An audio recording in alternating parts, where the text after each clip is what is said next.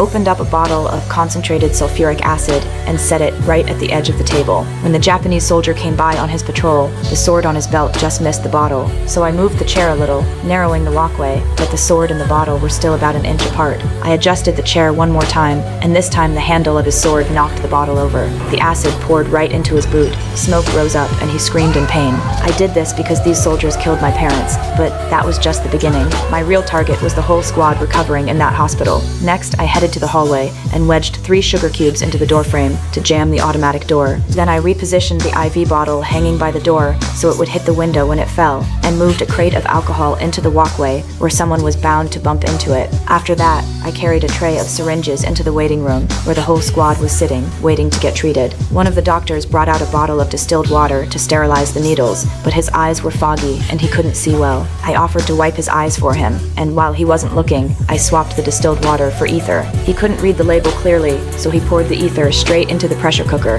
I quietly grabbed the real distilled water, walked out to the hallway, tipped the bottle over, and left. The water trickled along the wall toward the door, soaking those 3 sugar cubes until they slowly dissolved. Just like that, I'd built myself a simple timer. The soldiers in the waiting room had no idea what was coming. Once the sugar cubes fully dissolved, the door swung shut on its own and knocked over the IV bottle by the entrance. It shattered the window glass, which sent the pressure cooker crashing down inside the waiting room. The cooker hit a chair on its way down, and everything started falling into place. Before the soldiers even knew what was happening, the pressure cooker exploded from the vaporized ether inside it, sending needles flying into every corner of the room. Terrified, the soldiers bolted out of the room, straight into my next trap. They knocked over the crate of alcohol, spilling it all over the floor. Within minutes, the entire squad in that hallway was burned to nothing. I got what I came for, and I walked away.